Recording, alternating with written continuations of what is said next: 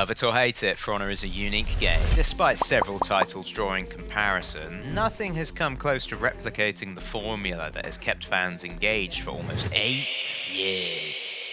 So cue my surprise when I had a first-time solo developer ask me to try out his new game, marketed as having For Honor-like combat. Champion of Andia is an action RPG currently in early access on Steam. Set in a medieval fantasy world, the game sees you fighting waves of enemies to defend your kingdom, whilst earning XP and gold to level up and buy new gear. Games similar to For Honor are rare, so I thought it would be fun to check out the gameplay and share my thoughts.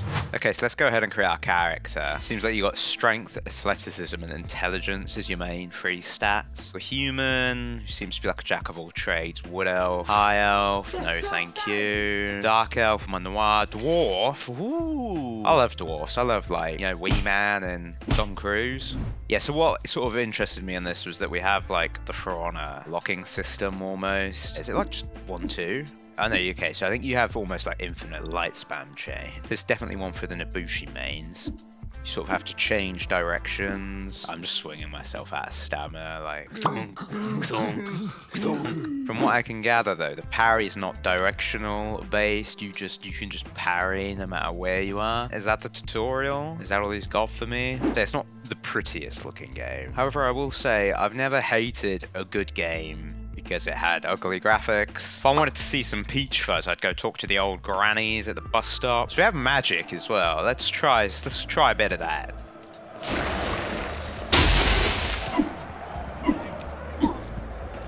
Slight spamming. I think we do have like a magic shield. On square. Okay. What are you gonna do now? Hey? I'm literally Ryan Gosling in the hit 2011 film Drive. I'm out of stamina. Oh, is that the Dragonborn? How am I supposed to beat him? Is that a fishing rod he's got in his hand? He's playing the anniversary edition. Whoa! Oh! Is there any, like, extra stuff in here? That looks like a warhammer. Dwarven Great Hammer. Okay, it has a bit of a funky animation there. Oh, it's like a bloody truck, though, doesn't it? Oh! That's a suit that I'm gonna be rolling up to at the job center when I get freaking unemployed. Let's go for River City. Dwarf is fallen into River City. Oh, we got like dodge cancelling. Oh, if I go to swing, you see that? I like that. Ah, that's the parry. Oh. Do I not get like a guaranteed hit off after the parry? That could just be me being rubbish though. I could just suck. That could just be like a precursorism, you know? Oh, look at that. That's cool. I like the magic block. Oh, I need to up my stamina big time. Because I'm a Weezer. I'm Weezer boy. Oh, is that Gimli's axe? Little the elf. So now Aragorn and Gimli are in the boys' changing rooms. Gimli gets a freaking little chub on. Little the elf. Hit him with an external. Back up. Hit him with the fire. Get him with the external.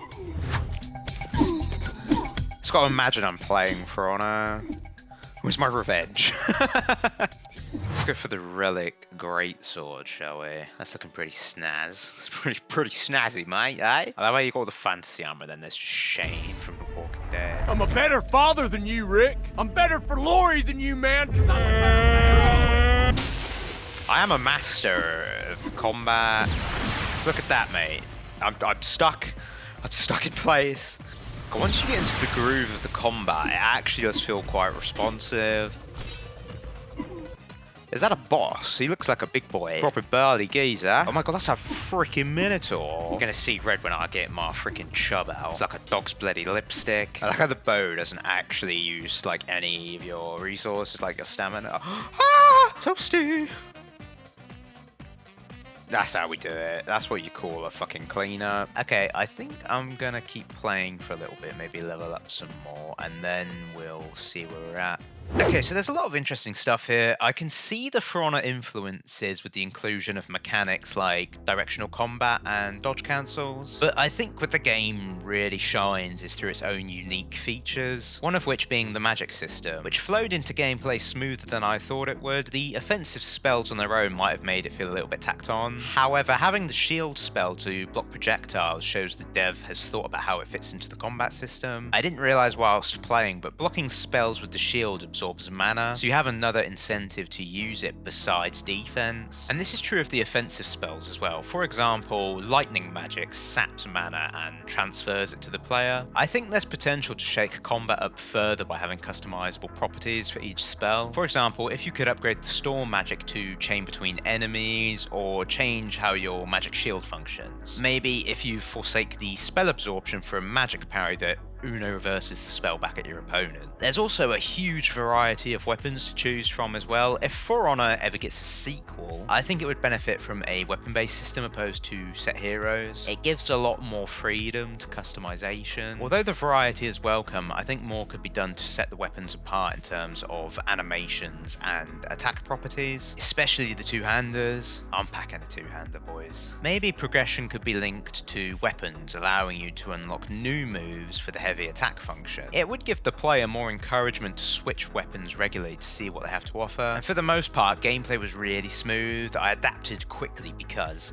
as you know, I am For Honor's #1 ranked player, according to my mum. However, there were a few things that stuck out to me that could use improvement. I am looking at this through For Honor tinted glasses, but the external blocking could definitely use some work. To the uninitiated, what I'm referring to is blocking the attacks of enemies you're not locked onto. Say I have a ganker to my left. In For Honor, as long as I block left, it doesn't matter what directional input he does for his attack, I will block it, ignoring special properties, obviously. What I think is happening here is that the game wants me to match the direction of the second opponent's attack. This feels a little bit janky. He's on my left, but I must block right, especially if the primary opponent attacks on my left at the same time. This becomes apparent when you're fighting more than two enemies, since the AI just kind of swarms you. Even big AAA games are guilty of this. If they had a little more tactics and spacing, it would make mobs more manageable. I'm a little bit hesitant to mention the parrying. I'm not sure if this was just me being a silly boy, but my follow-up attacks after a parry would get blocked unless I changed the directional input. A parry is a higher risk than simply blocking or dodging, so I think a clear outline of what the punish is would set things straight. It sounds like I'm being negative, but these are just teething issues. It didn't hamper my enjoyment, and I actually found myself even losing track of time whilst playing. And I think that's a testament to how good of a job this guy has done in building the combat system, and its clear development focuses on gameplay mechanics.